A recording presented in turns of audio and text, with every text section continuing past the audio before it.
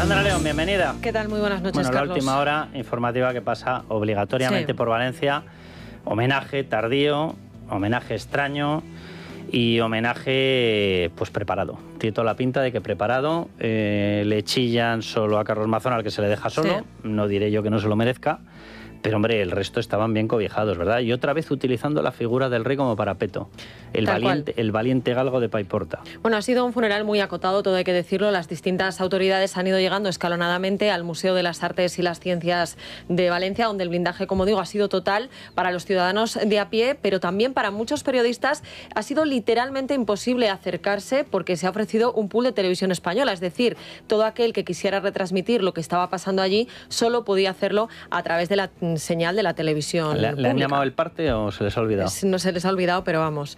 Por otro lado, bueno, pues ya saben, como decías, que en un principio el gobierno no quería que los reyes saludaran a las víctimas antes de que comenzara el funeral. Finalmente es verdad que sí han accedido, pero claro, han reservado una sala privada para hacerlo y lo que ha hecho, como bien decías, Pedro Sánchez, es decir, vale, pero yo me voy con vosotros. ¿Pero quién es Pedro Sánchez para decirle al rey que no puede recibir a las víctimas?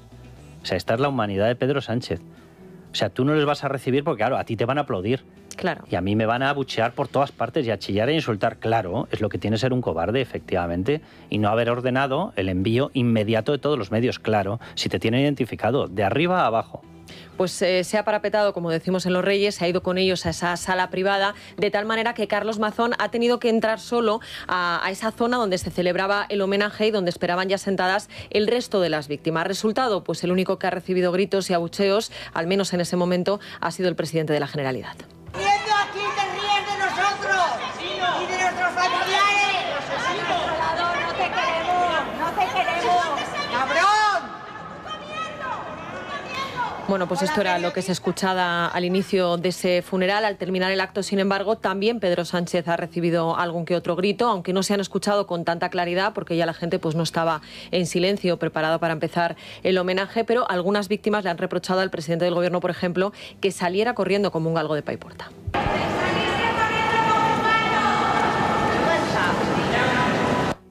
Como decimos, pues bueno, estaba todo preparado para que al inicio, que era cuando más estábamos todos pendientes, cuando más silencio sepulcrara la vía, pues entrara Carlos Mazón solo y ahí, bueno, pues recibiera esos insultos, esos gritos que, como tú bien decías, pues bueno, pueden ser merecidos o no, pero desde luego que estaba todo perfectamente cuidado y preparado al milímetro. Más allá de los reproches al principio y al final del acto, ha sido un funeral, como decía, muy acotado, en el que han ido tomando la palabra los familiares de 3 víctimas mortales, entre ellas Andrea Ferrari, que perdió a su madre, Onera Chuliá, que aquel fatídico 29 de octubre perdió a su marido y padre de sus hijos. Si hubiera sabido que la conversación del día 29 por la tarde era la última, te habría dicho tantas cosas. Volviendo a casa por la noche con los niños en el coche, rogaba al universo que estuvieras allí. Pero llegamos y no estabas. La casa estaba helada. Tuve una corazonada. Algo no iba bien. Los niños querían ir a buscarte. Nos movilizamos para encontrarte y te encontramos. El momento más duro de mi vida fue decirles a los niños que no volverías. Un durísimo discurso tras el que cogía el testigo Virginia Ortiz, cuyo primo falleció en Le Tour y que en este caso sí optaba por aprovechar su intervención para exigir responsabilidades.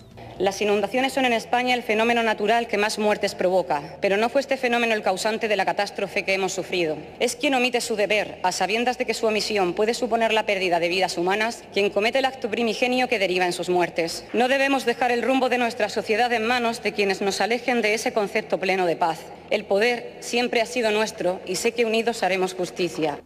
Tras escuchar todos estos testimonios, el rey Felipe VI ha sido el encargado de poner el broche a este funeral, reclamando rigor y serenidad a todos para que no se vuelva a repetir una tragedia como esta. Como es necesario seguir analizando las causas y circunstancias de la tragedia, con el fin de extraer con rigor y con serenidad las lecciones necesarias para mejorar nuestra capacidad de afrontar en el futuro otras catástrofes y evitar o minimizar en lo posible sus peores consecuencias. Todos deseamos que algo así no vuelva a ocurrir.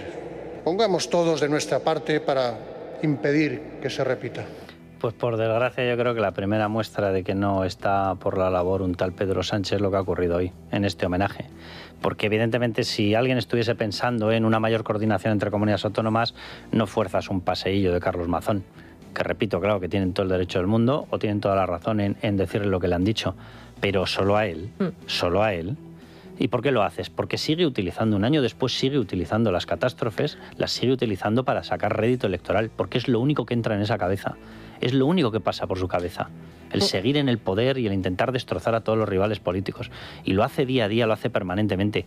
La primera lección que se debería haber sacado de todo esto es qué pasa con las cuencas hidrográficas. ¿Ha modificado 1 milímetro su política ecologista ultra el gobierno? Ni 1 milímetro. Si se miran ustedes el registro en el Congreso de los Diputados, verán proposiciones no de ley, proposiciones de ley, todas en torno a mantener el mismo sistema. Ni una sola obra de control del agua, ni una sola obra. No, al revés. O sea, hay infinidad de proposiciones no de ley, proposiciones de ley, hablando de que hay que proteger todavía más los ecosistemas, que no se pueden tocar los ríos, que no se pueden hacer embalses, que no se pueden hacer presas, que no hay que limpiar las cuencas hidrográficas. Siguen exactamente igual o peor después de todas las muertes. Bueno, y hablabas de la utilización política y esto es lo que ha sucedido esta tarde, pero lo que ha sucedido esta mañana en el Congreso de los Diputados es literalmente vergonzoso, ¿no? Hoy es verdad que era un mal día para el Gobierno porque hay que recordar que esta mañana tenían que declarar en el Tribunal Supremo el exgerente del Partido Socialista, Mariano Moreno, la secretaria Celia Rodríguez, que era la que se encargaba de pagar con sobres a Koldo y a Ábalos, y además mañana tiene que comparecer en el Senado, en la Comisión de Investigación del Senado, Pedro Sánchez. Bueno, pues para empezar, hoy nos hemos enterado, gracias a nuestra compañera Leticia Barquín, de que el Gobierno había tratado de suspender hasta el último momento esta sesión de control, aprovechando precisamente el aniversario de la Dana. Solo por recordar una cosa a la que tú también hacías referencia antes en el editorial. Hace un año, el 30 de octubre, un día después de la tragedia y cuando todavía se buscaban decenas de cuerpos, la mesa del Congreso, presidida por Francina Armengol, se negó a suspender el Pleno. ¿Por qué? Pues porque en aquella ocasión no les convenía, porque en el orden del día lo que estaba previsto era la renovación, lo recordaréis, del Consejo de Administración de Radio Televisión Española para consumar ese golpe a la televisión pública. En aquel momento no le importaron las víctimas. Esta vez, sin embargo, quería suspender la sesión de control al Gobierno. No lo ha conseguido, eso sí. Se ha celebrado esa sesión de control, pero es que lo que ha sucedido allí también es significativo, porque bueno, ha empezado la sesión de control guardando 1 minuto de silencio por las víctimas. Una vez que esto ha sucedido, pues tenía que transcurrir con normalidad. Ha tomado la palabra el líder del Partido Popular, Alberto Núñez Feijóo, que bueno, pues ha lanzado su pregunta, que ya estaba en el orden del día hace tiempo, porque las preguntas se mandan con antelación, y Sánchez se ha negado a responder. ¿Por qué? Pues de nuevo con la excusa de la Dana. Quiero empezar con un recuerdo a las víctimas de la Dana. Ojalá toda la energía que se dedica a politizar esta tragedia se dedicase solo a la reconstrucción. Señor Sánchez, la pregunta de hoy es retórica. ¿Piensa decir la verdad mañana en la Comisión de Investigación del Senado o va a seguir haciendo de Pedro Sánchez? En una democracia parlamentaria, evidentemente, el Gobierno tiene que rendir cuentas. Siempre lo he hecho. Soy el presidente del Gobierno que más veces ha comparecido en las Cortes Generales. Pero creo, señorías, que hoy no es el día. Hoy no es el día, pero no era el día solo para lo que le interesaba, porque hay que decir que después le han preguntado tanto el PNV como Podemos y a sus preguntas sí ha respondido. A las que no ha respondido es a las del Partido Popular. Como PNV y Podemos no le van a preguntar por la corrupción, es el día. Entonces claro, lo paramos para lo que nos interesa. Pero para hablar de corrupción, oiga, que por cierto, para hablar de corrupción, en una sesión de control que venía un día después del panfleto, del cómic ese que ha presentado el Partido Socialista diciendo que es su contabilidad, donde aparecen prácticamente 800.000 euros entregados a un sujeto genérico. Y nos dice que eso es su contabilidad. Pues el día que hagan la destrucción de la contabilidad nos avisan, porque a lo mejor no quedan ni las grapas del documento. Bueno, pues ese día, claro, al Partido Popular no se le puede contestar. ¿Por qué? Porque me va a preguntar por lo obvio. Es más, entre otras de las cuestiones, y seguro que estaba en el guión, sobre lo que les iban a preguntar era, por ejemplo, sobre cómo está el pago de las ayudas a la Dana. Claro, y resulta que tener que decir que de los 16.600 millones de euros que se llenaban la boca ha llegado el 6,3%, el 6,3%, que se les tenía que caer la cara de vergüenza. Y, por cierto, ellos están filtrando otro dato y hablan de entre el 40 y el 50% del gobierno. ¿Saben por qué? Porque están metiendo los gastos en infraestructuras o los gastos pagados a los ayuntamientos afectados. Yo no voy a decir que eso no sea necesario, pero ¿desde cuándo eso es el pago a las víctimas? O sea, que tú hayas pagado a un ayuntamiento. Y préstamos, también introducen préstamos que luego se tienen que devolver, que eso no son ayudas. Línea SICO. Claro. O sea, ¿pero y cómo te las van a devolver, hijo mío? O sea, ¿el muerto cómo te las devuelve? Explícamelo. ¿Y el vivo que no tiene el negocio cómo te las devuelve? Explícamelo. O pregúntaselo a María Jesús Montero. Chiqui, total 1.200 millones salen de cualquier sitio, ¿verdad? Bueno, pues hoy resulta que no ha salido ni una somera explicación, cuando evidentemente le iban a preguntar por el tema de las ayudas.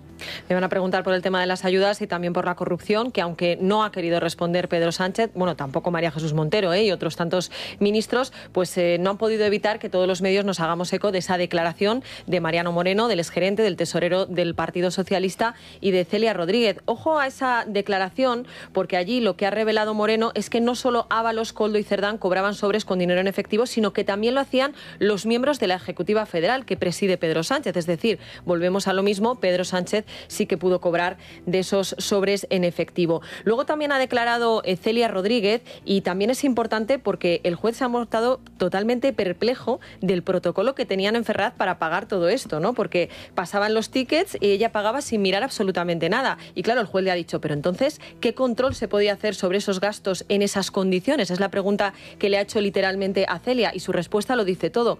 Bueno, es que es como un trabajo sistemático. Yo no pensaba esto de quién es. Esa ha sido su gran respuesta. Claro, tanto es así que, como publica Miguel Ángel Pérez, y luego nos lo contará él mismo, las fuentes jurídicas consultadas por Libertad Digital advierten de que los testimonios de Mariano Moreno y de Celia Rodríguez han dibujado un presunto sistema de blanqueo para encubrir sobresueldos en B. ¿Por qué? Pues porque se presentaban tickets y facturas de supuestos gastos y Ferraz se los liquidaba sin ningún tipo de control ni comprobación. Bueno, ni comprobación ni autor. O sea, pero vamos a ver, ¿pero cómo va a haber un sistema contable que tenga pagos que no sean nominales? ¿Pero dónde existe eso? Dice, no, sujeto, Secretaría de Organización del PSOE. Pues, todavía les tendremos que dar las gracias de que no hayan puesto PSOE, sujeto, PSOE. O sea, hay pagos enteros, completos, de 30.000 euros, por ejemplo. Fíjense de las cuantías de las que hablamos, que aparecen entregados en un solo pago de forma genérica. 30.000 euros de forma genérica. ¿De forma genérica o al general? Habría casi que preguntarse. O sea, ¿quién ha retirado ese dinero? ¿Cómo se ha cobrado eso? Entonces, como es evidente que eso no puede ser la contabilidad A, o mejor dicho, eso es la contabilidad falseada, tiene que haber una contabilidad real. ¿Quién tiene la contabilidad real? ¿Se la van a entregar al juez? ¿La han destruido? ¿Es la que sacó la copia, Mariano Moreno? ¿Por eso les asusta tanto Mariano Moreno, el tesorero, el extesorero? O sea, evidentemente hay una contabilidad B, es obvio, y está quedando estos días absolutamente en evidencia, porque alguien tenía que tener cotejo de eso. Luego les vamos a dar más datos. Por cierto, mañana publicamos una de las informaciones porque hemos tenido acceso a las órdenes de petición de las remesas de dinero. ¿Saben lo que llama la atención en las remesas de dinero? No solamente el flujo continuo de los famosos folios, que eran los billetes de 50. Mándame 400 folios de 50, mándame no sé cuántos folios de... O sea, los folios, los billetes de 50. No hay ni una sola referencia a billetes de 200, ni una sola referencia a billetes de 500 euros. Ni una sola referencia, ni una sola petición de billetes de 100 euros. Si no se pedían billetes de 100 euros, de 200 y de 500, ¿cómo se pagaban? ¿Cómo se pagaban? O sea, ¿el rey de la chistorra nos lo quiere explicar? Bueno, además es que Koldo García ha concedido hoy una entrevista, por ejemplo, a Telecinco, digo por ejemplo porque ha concedido varias, en la que él dice que él sí recibía billetes de 500. Lo que pasa que había mucha gente que no quería billetes grandes y que entonces él se encargaba de gestionarlos. Pues que se lo explique a Ana María Fuentes, la actual tesorera, que es la que firma las órdenes de petición, porque no hay ni una sola orden de petición que recoja un solo billete chistorra. Si no se pedían los billetes chistorra, ¿cómo llegaban los billetes chistorra?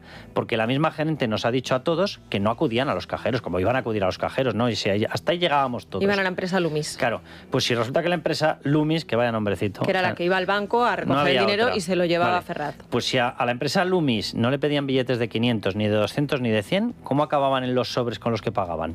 Por cierto, que sé que nos vamos ya a la tertulia, pero déjame decirte una cosa a propósito de los folios. Hoy José Luis Ábalos ha hecho un escrito al Tribunal Supremo para defenderse pues, de esas conversaciones en las que él habla de folios y todos hemos entendido que obviamente hablaba del dinero que, como hemos visto, estaba en su despacho, ¿no? Bueno, él lo que le dice al juez es que es de una generación no digital y que, por tanto, tiene costumbre de imprimir documentos, muchos documentos. Y para que el magistrado lo compruebe, atención, porque ha solicitado que pida al Ministerio de Transportes la certificación del número de folios que le entregaron en sus 3 años en el cargo de ministro. Luego vamos a contar otra cosita que ha pedido ahí, porque ha metido una píldora envenenada a Ábalos de muchísimo cuidado en sede judicial. Miren, debe ser de las pocas cosas que yo le voy a agradecer.